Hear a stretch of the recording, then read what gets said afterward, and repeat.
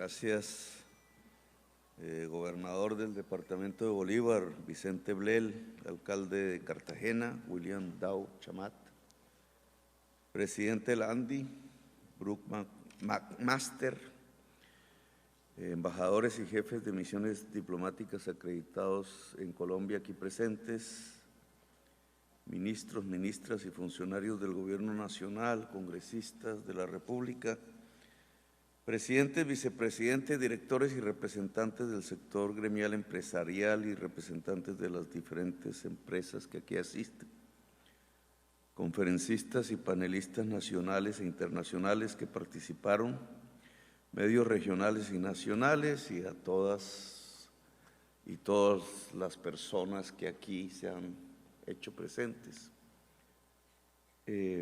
Vamos a comenzar pues una deliberación, llamémosla así. Aquí quedarán puntos suspensivos. Es un primer encuentro después de ganar las elecciones y hablar ahora como jefe de Estado ante ustedes. Y por tanto yo creo que por honestidad es muy importante que ustedes se acerquen a la manera como nosotros en el gobierno estamos interpretando las cosas de la economía y la política pública que pretendemos desarrollar en los próximos meses, en las próximas semanas. Cuando se habla de crear riqueza, indudablemente, pues aparece toda una discusión económica, ¿qué es la riqueza y dónde se crea? Cuando empezábamos a estudiar de jóvenes economía, había múltiples escuelas y maneras de entender este asunto. Lamentablemente, con el tiempo, en estas últimas décadas, solo se miró una manera y se volvió dominante en todo el mundo, como si esa fuese la economía. Y era apenas una manera de entender la economía entre muchas. En medio de esta crisis económica mundial que estalló desde el 2008 y no termina, al contrario, parece arreciar por las últimas noticias, el COVID fue apenas un episodio en medio de la crisis. Han aparecido otra vez la diversidad de escuelas y de planteamientos, otra vez tenemos un pluralismo, para poner ese nombre, en el pensamiento económico. Y por tanto, se puede hablar un poco con libertad en relación a estas concepciones y a planteárselas a ustedes, porque hacen parte del gobierno nacional. ¿Qué es riqueza? ¿Y cómo se crea? Tiene usted razón en que nosotros, desde la campaña y desde antes, estamos planteando la necesidad de crear riqueza en Colombia. No estamos planteando simplemente cómo distribuir lo que existe, que es muy pobre, sino de cómo crear riqueza. Pusimos una comparación en campaña, en los debates. Miremos el caso coreano, porque siempre me ha parecido sugerente, dado que nuestros abuelos se fueron a pelear allá hace 70 años. Y ese hecho debería ponernos a pensar un poco, porque cuando fuimos ellos, los abuelos, a pelear allá, nosotros éramos 2 veces más ricos que ellos. Y 70 años después ellos son 6 veces más ricos que nosotros. ¿Qué pasó? Si uno mirara por televisión el trayecto de las noticias económicas, la impresión que daría es que nosotros somos perfectos y que lo hemos hecho todo bien y que hemos utilizado la, dicen así, ortodoxia económica como ningún otro país. Pero si nos comparamos con Corea en ese lapso, desde que fuimos a pelear allá hasta la fecha, pues ellos lo hicieron bien, nosotros mal. La visión mediática es contraria a la realidad de los datos. ¿Cómo los coreanos pudieron siendo la mitad de ricos que nosotros, volverse 6 veces más ricos. Y ante ese cuestionamiento, esa pregunta, digamos, apareció una serie de tesis que me parece que fueron importantes en el desarrollo del último debate electoral. Es que la riqueza es el trabajo. Es más rico un país si tiene más capacidad de trabajar que otro. Eso es el ABC desde Adam Smith de la economía clásica, política. La riqueza está en el trabajo. Y entonces surge la pregunta, ese trabajo que crea riqueza, ¿en dónde es que se encuentra en la economía? ¿Todo trabajo en la economía genera riqueza? Pues la discusión es pertinente, porque el límite entre lo que es y no es generador de riqueza, sino apenas una transferencia de riqueza, es la producción. Se genera riqueza en la producción. Hay actividades que no son productivas, pero que son necesarias para que exista producción. Por ejemplo, el comercio, por ejemplo, la banca, por ejemplo, alquilar un edificio donde poner la fábrica. Si no está el alquiler de ese edificio, pues no está la fábrica. Pero esas actividades en sí mismas no son generadoras de la riqueza. Son necesarias para la generación de la riqueza, pero el corazón de la generación de la riqueza es la producción. Puede ser que la ANDI en su ámbito, en su espectro de afiliados, contenga empresas que son transferidoras de valor y otras que son productoras, etcétera. No voy a meterme más en estas honduras un poco teóricas, pero nosotros, si queremos generar riqueza, tenemos que hablar de producción, y de producción en el siglo XXI. Cuando se acerca uno al gobierno, ¿dónde encuentra uno en las instituciones del gobierno? Que son enormes, 140 y pico instituciones, una sábana, todavía no acabo de leerlas todas, muchas ni las conocía. La palabra industria. Ustedes se llaman Asociación Nacional de Industriales. ¿Dónde está en el aparato del Estado la palabra industria? Hagamos un ejercicio a ver si lo encontramos. Yo dije, no, pues había un ministerio, debe haber, ¿cierto? El de desarrollo, me acuerdo yo que se llamaba así. Hoy ahí dice comercio, turismo y desarrollo empresarial, creo que dice. No aparece la palabra industria. Y va uno, mira los viceministerios, y entonces hay uno de turismo, creo. Hay otro de desarrollo empresarial. Y no aparece la palabra industria. No hay industria. No existe una política industrial en Colombia desde hace décadas. Y entonces,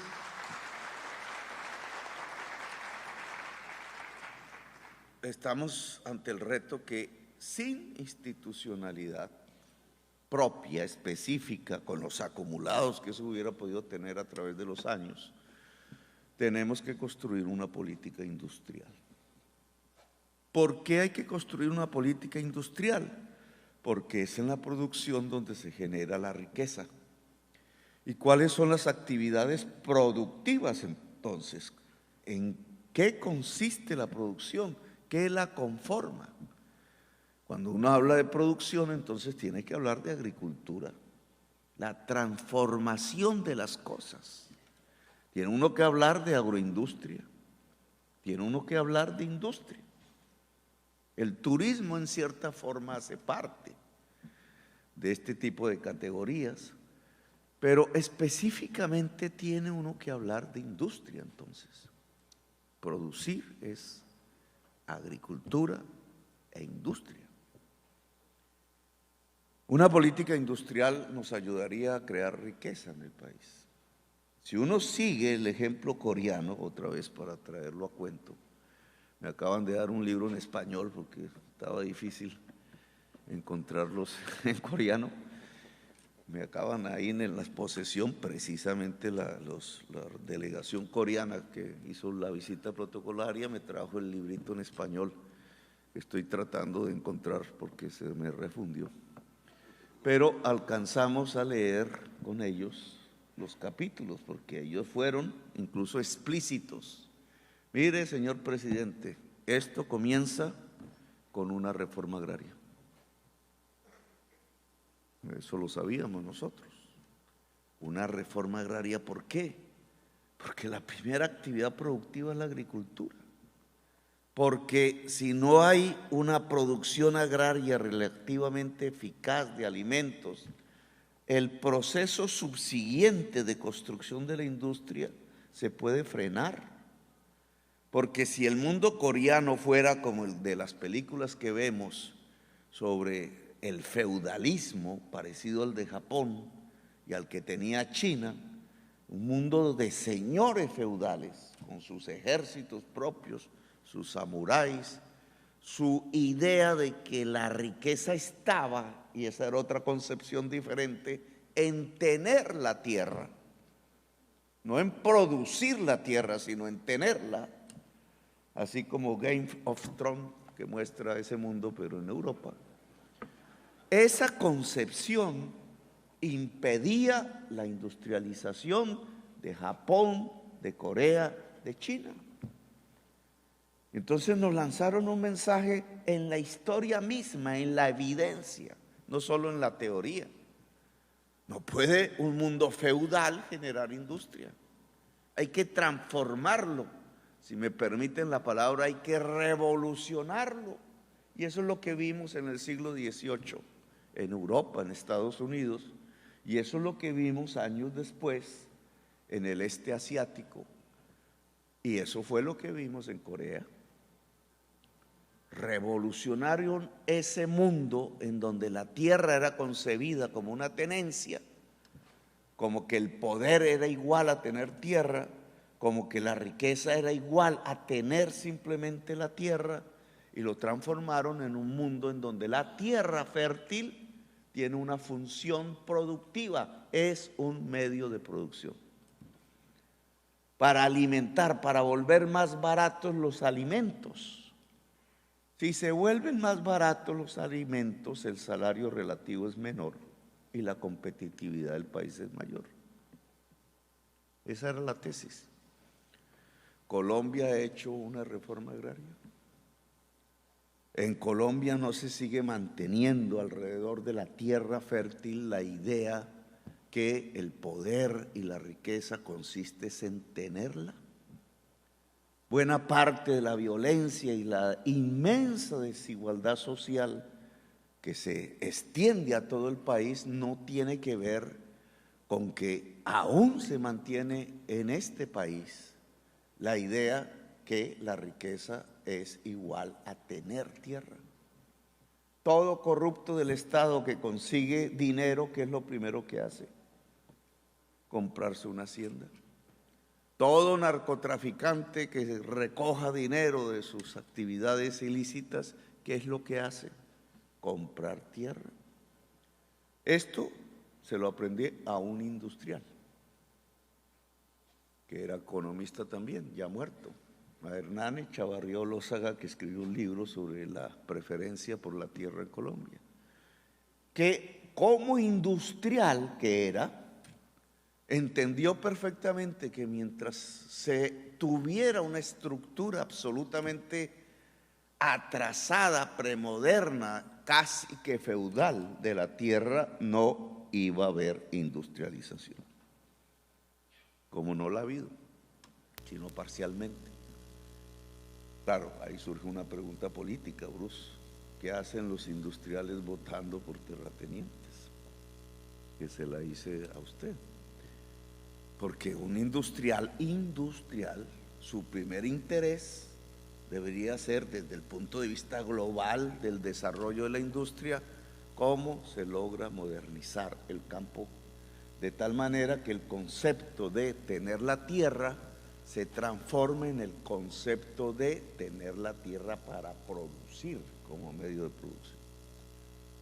Claro, habrá un debate, grandes cantidades, el gran empresario, pequeñas cantidades, el granjero al estilo canadiense y norteamericano y francés. ¿Cómo se hace entonces con el campesinado? ¿Se saca o se convierte en esos granjeros como una fuerza fundamental de la producción, etcétera? Un debate político que quiero traer aquí, porque si se quiere industrializar a Colombia, hay que modernizar el campo. Hay que lograr que la tierra sea un instrumento productivo. Parte de la reforma tributaria tendría que ver con ello, aunque José Antonio ha dicho que no nos metamos mucho en los impuestos locales, territoriales que se llaman. El impuesto predial tiene que tener una característica diferenciadora, tanto en la ciudad como en el campo. En la ciudad es relativamente claro, sobre todo en las más grandes. No es lo mismo tener un lote de engorde que tener una casa. El lote de engorde debe pagar más impuesto predial que la casa, porque la casa tiene una función social, darle vivienda a quien la habita. Pero no es lo mismo tener un lote de engorde en medio de la ciudad. Ese propietario de ese lote debe pagar más, porque no está dejando que esa tierra tenga una función social respecto a la ciudad.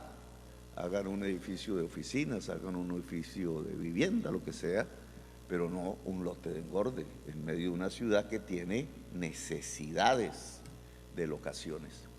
En el campo sucede lo mismo, entonces allí sería bueno poner en la reforma tributaria un impuesto diferencial predial alrededor de la productividad de la tierra, pero lo dejo como un paréntesis allí para el debate del Congreso y para el debate que ustedes mismos tienen alrededor de la reforma tributaria. Ahora bien, entonces este gobierno está interesado en que crezca la producción. Y aquí tenemos que enfocarnos, porque las estadísticas que da hasta ahora el DANE y lo que se transmite en la prensa no es exactamente lo mismo de lo que estamos hablando aquí. Si uno coge la estadística PIB, lo que ustedes encuentran es una tasa de crecimiento que tiene que diseccionarse. A veces lo que crece en Colombia como PIB no es la producción. Si ustedes hacen ahí una averiguación, a veces te dicen, no, es que creció tanto el sector inmobiliario, creció tanto el sector financiero, crecieron las ventas al por menor. Fue la última vez que examiné esas cuentas.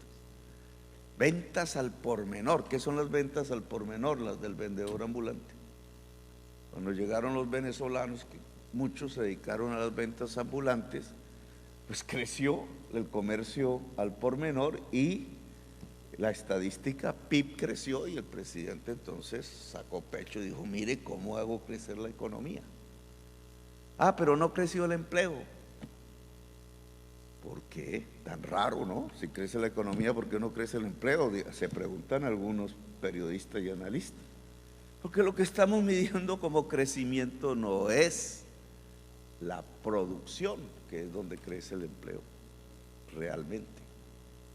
No estamos midiendo la creación de riqueza, estamos midiendo transferencias de la riqueza. Los periodistas se han inventado el término economía real, ¿vale? La economía real es la que produce. Y nosotros tendríamos, y lo voy a sugerir para el DANE en los años que están por venir, que medir realmente detrás de esa estadística del PIB lo que se llama crecimiento de la economía real, es decir, la agricultura, la industria, sus intermedios, la generación de riqueza en el país real, no las transferencias de riqueza. ¿Qué pasa si en los tiempos de COVID la agricultura, la industria se desplomaron con números rojos y el sector financiero creció con números azules.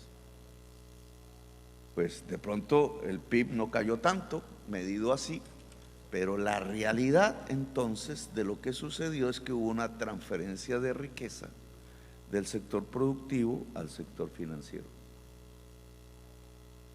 Es decir, no se generó riqueza, se destruyó riqueza durante el tiempo del COVID.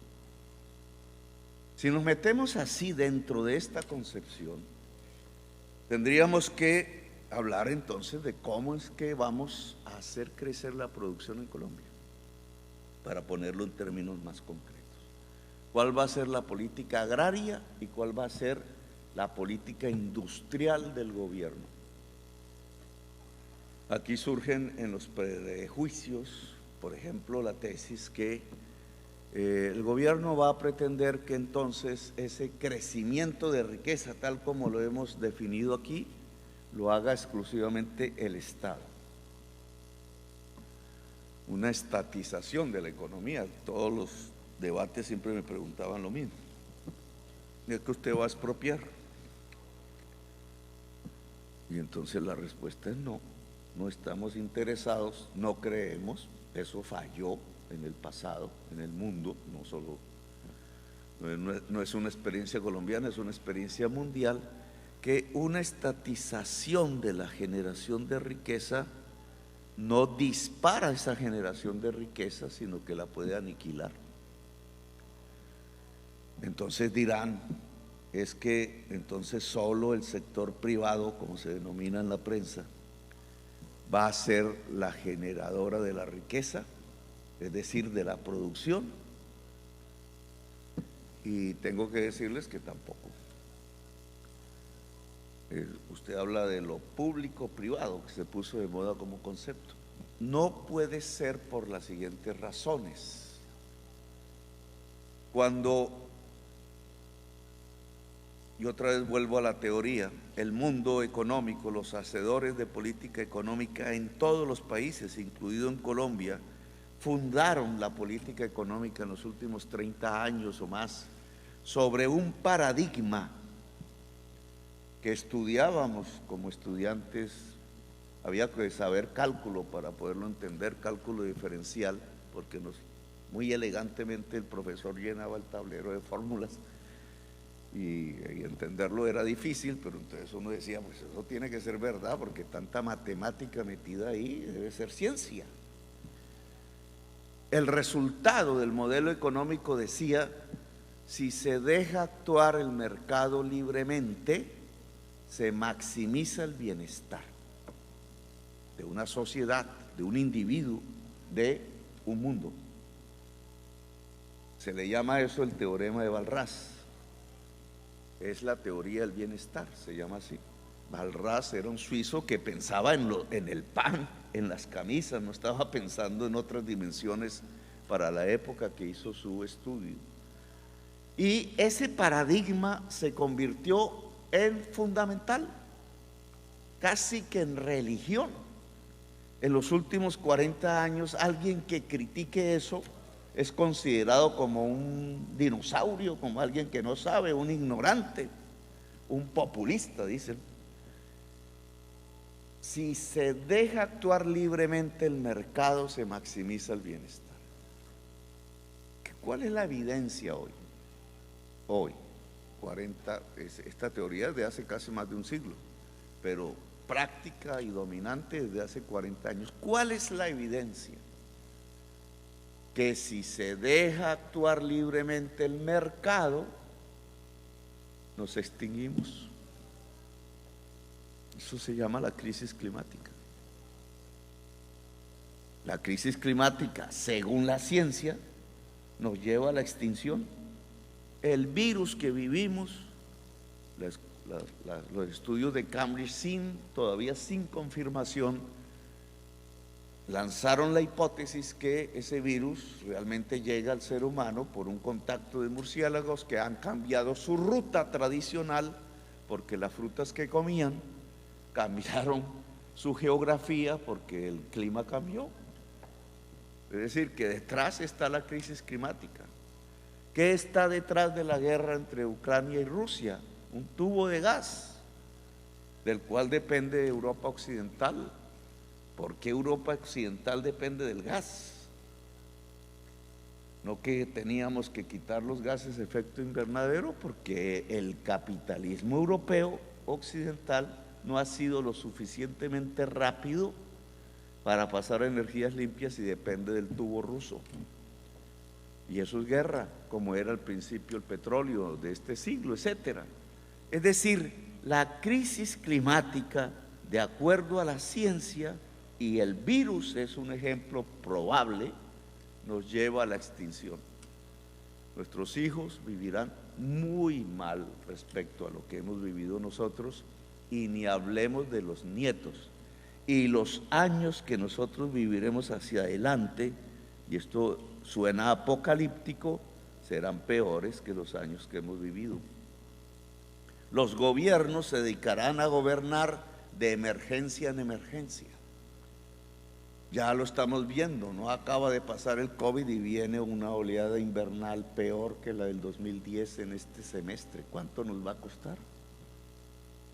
Y así se va desarrollando y desencadenando una realidad que nos demuestra evidentemente que no llegamos a un mundo de bienestar, que no era cierto que se maximizaba el bienestar, es decir, que Walras se equivocó. Pero el problema no es de Walras, sino de quienes hicieron de ese paradigma el pensamiento dominante de todo el universo en la Tierra. El paradigma se desplomó, no es evidente, es contraevidente. El paradigma económico dominante de los últimos 30 años se desplomó como un castillo de naipes. ¿Y qué están haciendo los países? Buscando alternativas.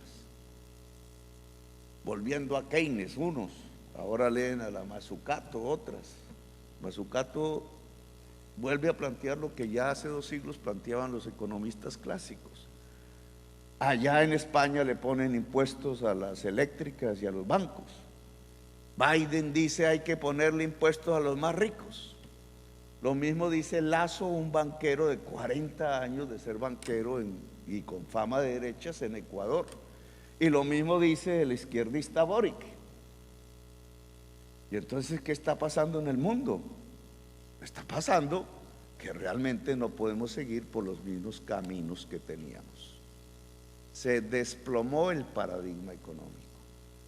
Ahora, ¿significa que hay que acabar el mercado por decreto? No. Significa que tiene que aparecer el Estado, incluso bajo fórmulas nuevas de integración multilateral. Significa que el Estado tenía una importancia.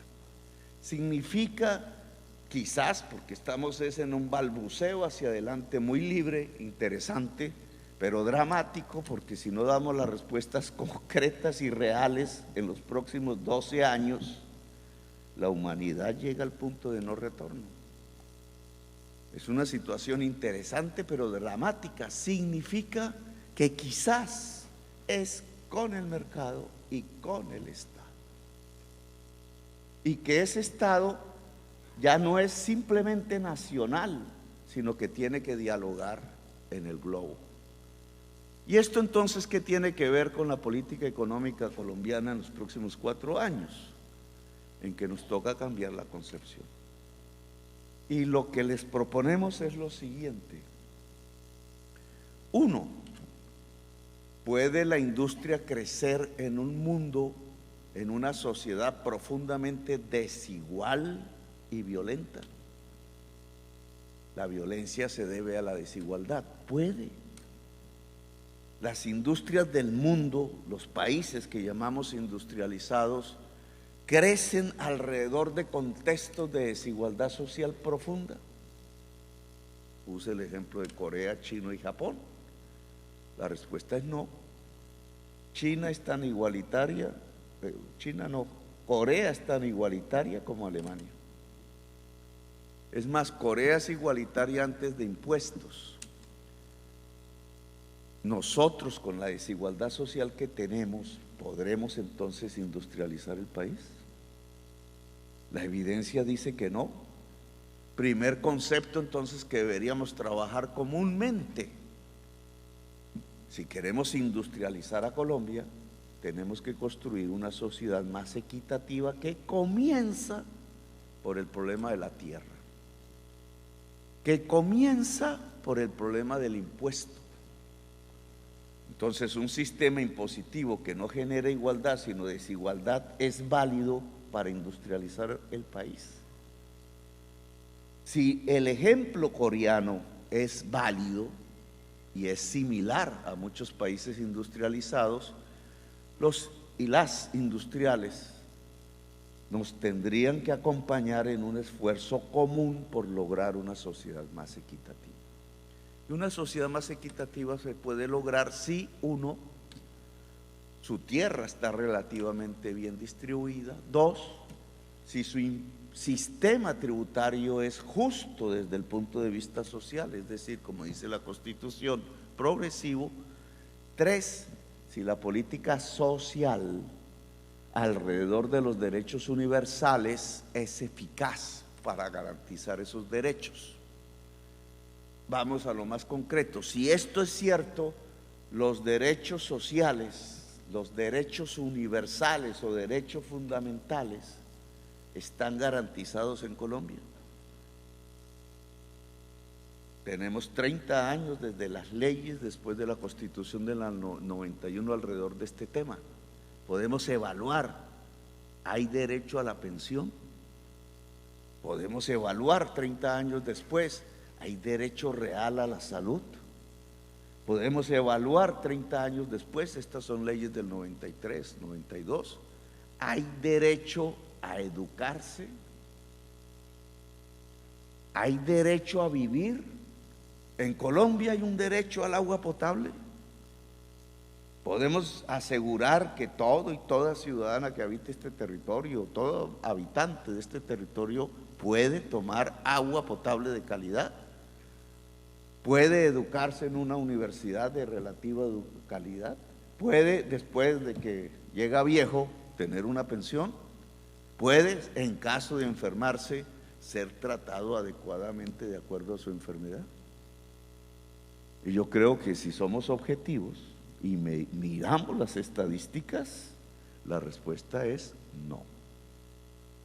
Tasa de mortalidad materna: mujeres que mueren al estar embarazadas por complicaciones del parto que se podrían solucionar. ¿Cuál es la tasa en Colombia? Miremos la tabla OCDE, el último, el peor indicador de todos. No, es que los del OCDE son ricos, entonces no nos midamos. No, pero si ahí está México. Nuestra tasa de mortalidad comparada con la de México en términos de mortalidad materna es 2,5 veces superior. Y entonces, ¿qué está pasando, Bruce? Que quizás cometimos un error de fundamentalismo. Y es que la teoría de Walras no podía funcionar en los derechos universales. La creencia, y así quedó en las leyes, que el mercado actuando libremente, pero ya no en el terreno de producir pan o camisas o pantalones o computadores, sino en el terreno de los derechos de la gente, iba a llevarnos al máximo de bienestar. Y entonces, si hacíamos un mercado en la salud, si hacíamos un mercado en la educación, si hacíamos un mercado en las pensiones, si hacíamos un mercado en el agua potable, un mercado en la electricidad, etcétera, íbamos a vivir mejor. El balance 30 y pico años después, tiempo suficiente para hacerlo, es que nos equivocamos completamente. Lo que produjimos fue una de las sociedades más desiguales socialmente de la Tierra. Si lo junta ustedes a un problema como la mentalidad premoderna alrededor de la Tierra y otros problemas, pues lo que tenemos es lo que tenemos: violencia, guerra, especialización en el narcotráfico, dependencia casi que exclusiva en el petróleo, del cual no hemos hablado, será en otra oportunidad, raquitismo productivo, porque lo que se volvió raquítica fue la agricultura y lo que se volvió raquítico fue la industria, es decir, el cuerpo central de la generación de la riqueza. En donde se genera la riqueza, cundió una enfermedad que se llama raquitismo. Propuesta, esos derechos fundamentales en donde se puede construir igualdad social, tienen que tener un sistema que no es exclusivamente del mercado. Tiene que ser un sistema en donde sí se pueda usar el mercado, pero el Estado tiene que tener un papel rector en la salud, en la educación, en el agua potable, en la electricidad, en la pensión. Y por eso hemos lanzado una serie de propuestas que están a discusión, obviamente, y que serán discutidas por el Congreso y la sociedad. Una primera, esta de la reforma tributaria para construir más justicia social. Pero quiero que se entienda un poco por qué nos movemos en ese terreno. Porque el mercado no fue capaz de garantizar por sí mismo derechos universales. ¿Por qué queremos derechos universales? Porque la sociedad se vuelve más igualitaria.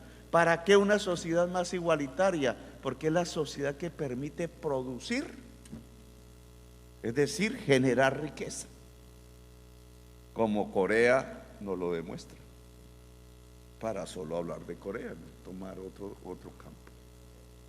Ahora bien, entonces, al lado de posibilitar derechos universales, que bien alguien podría decir, y bueno, ¿y cómo se financian?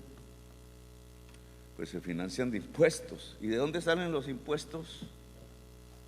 De la producción, diría alguien perfectamente. El impuesto es una transferencia de valor, no es una generación en sí misma de valor, es una transferencia de valor al Estado.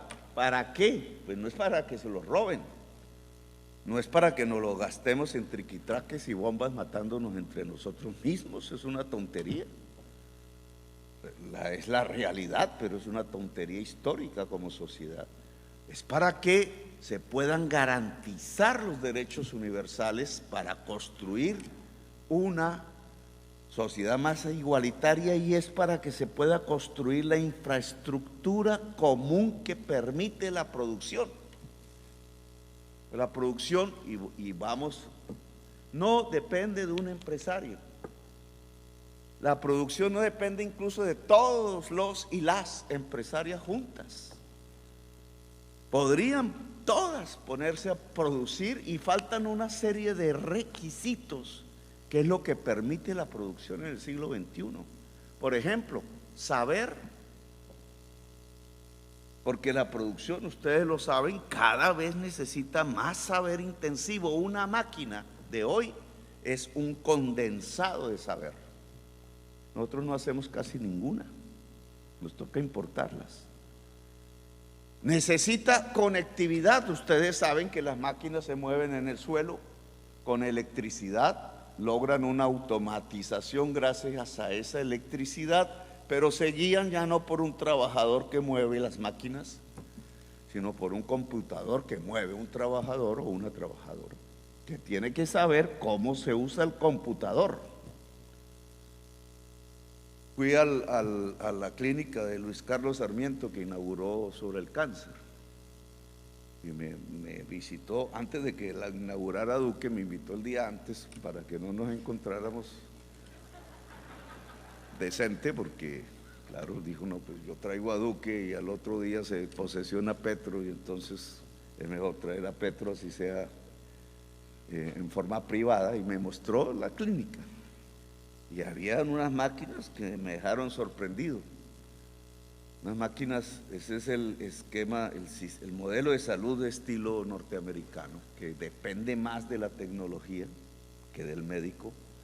Y entonces vi digamos, una máquina inmensa, un cuarto inmenso para hacer operaciones sin bisturí, solo con el rayo X, rayo, no sé qué, rayo láser.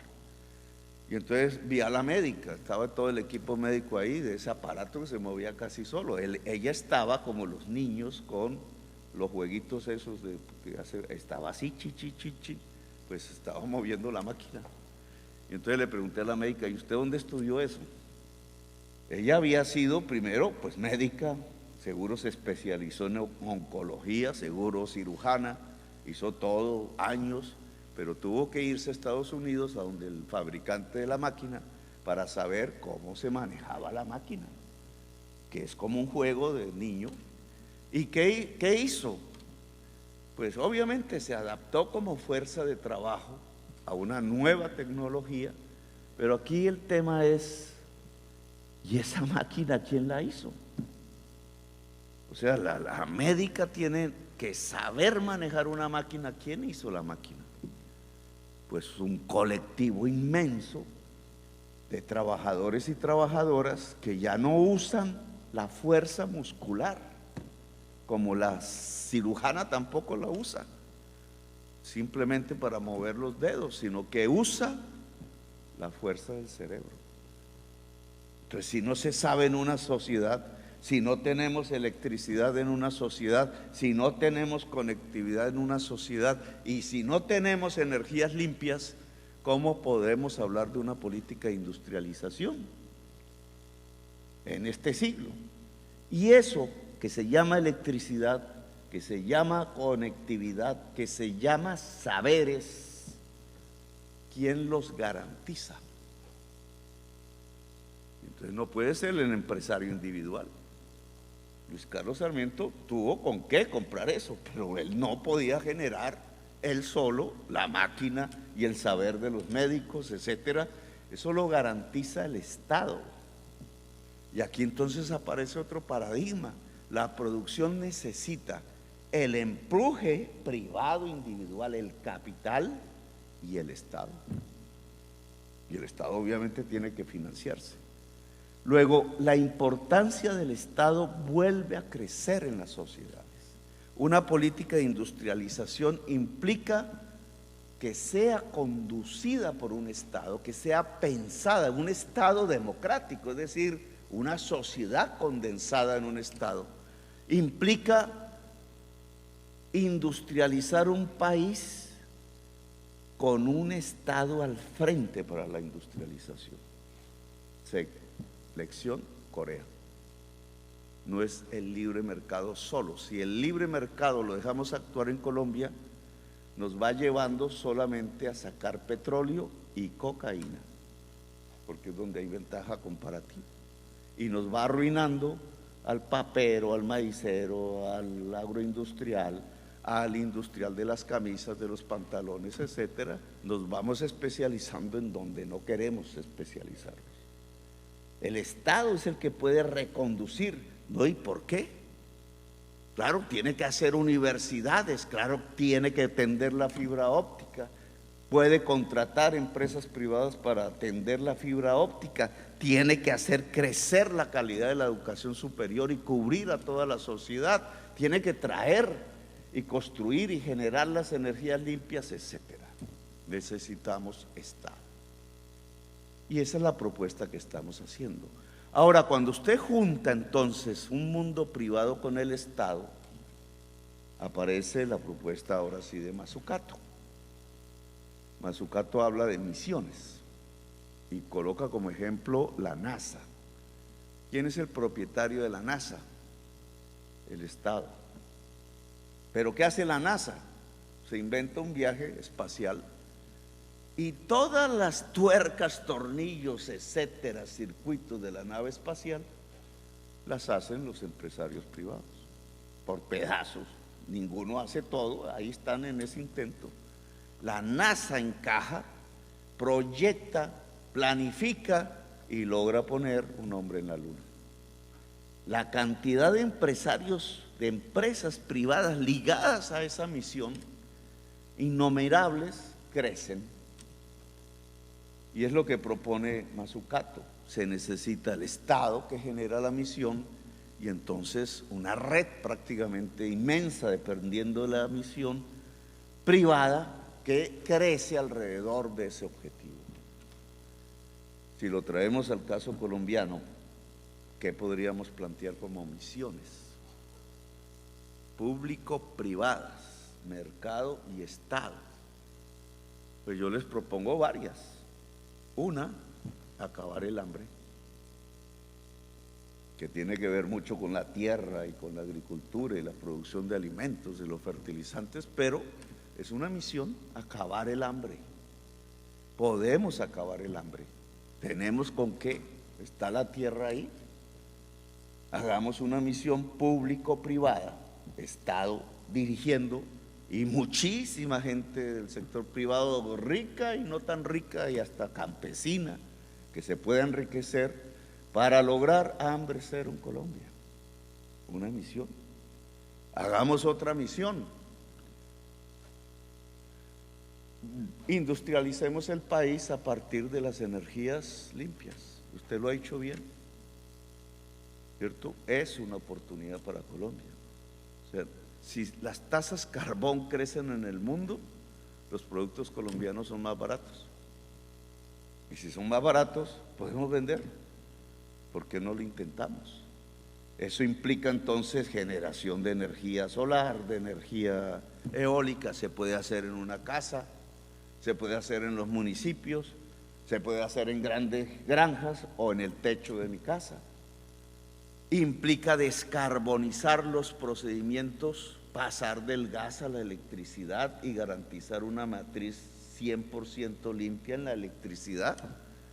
Planteabas el tema del gas, que no me gusta, porque no es limpio. Pero ¿y por qué no hay un sistema eléctrico americano interconectado?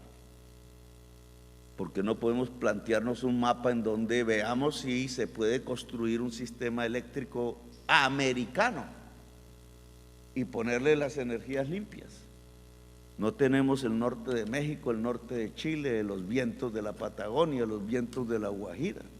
No tenemos las posibilidades del agua en Colombia, del agua en Perú. No podemos, a través de una matriz de energías limpias, incluso vender energía eléctrica a Estados Unidos y Canadá. Alguien dirá, ¿y con qué se financia? Con las petroleras, que pueden transitar hacia otro mundo de energías limpias. ¿Y para qué una red eléctrica basada en energías limpias? Porque la energía saldría más barata y sobre todo los productos saldrían con menos huella carbón y por tanto los productos generados en estas economías podrían venderse más en un mundo que tiene que gravar y encarecer los productos que más emiten gases de efecto invernadero. Una oportunidad económica. Puede ser eso una misión en donde el Estado jalona, pero se juntan las redes empresariales. Podemos hablar de otras misiones, estaríamos abiertos a esa discusión, pero obviamente no podemos hacer 1000, hagamos 3, 4 bien hechas, en donde entonces el Estado conduce un esfuerzo privado que garantice efectividad en el camino de la industrialización de Colombia. Que terminemos exportando productos industriales, que dejemos de tener esa matriz exportadora que es bastante vulnerable porque solo tiene carbón y petróleo, es decir, lo que se tiene que acabar, y después por allá todavía el café. Podemos. Para eso tenemos que hablar. Para eso hay que montar un centro planificador que teníamos, pero que hay que hacer crecer. Para eso hay que traer expertos, ¿sí? O nacionales y extranjeros, ¿sí? Para eso tenemos que hacer mesas, para eso tenemos que plantear un diálogo social, para eso es que la reforma tributaria, para eso es que hay que modernizar la tierra, con todo lo que implica desde el punto de vista de la tensión política, pero hay que hacerlo. Para eso podemos lograr entonces un país que no se va a llamar socialista, porque tiene Estado y mercado. ¿Cómo se va a llamar? No tengo ni idea, porque es una búsqueda de la humanidad. No es neoliberalismo, se acabó. Es una sociedad más justa, Una sociedad que le pueda decir al mundo: oiga, si seguimos todos por este camino, la extinción de la humanidad se aleja en el tiempo, porque podemos lograr descarbonizar la economía, que es lo que estamos proponiendo en nuestro programa. No porque seamos los responsables de la crisis mundial, sino porque ahí hay una oportunidad para Colombia de saltar en la punta, en las vanguardias, no de ser el patio trasero como siempre hemos sido, la cola de ratón, sino que podemos pasar a vanguardias en muchos temas, en la energía, en la agricultura, en procesos industriales descarbonizados, en la alianza Estado-mercado, en la alianza entre lo privado y lo público, en la posibilidad de, siendo una de las sociedades más desiguales del planeta,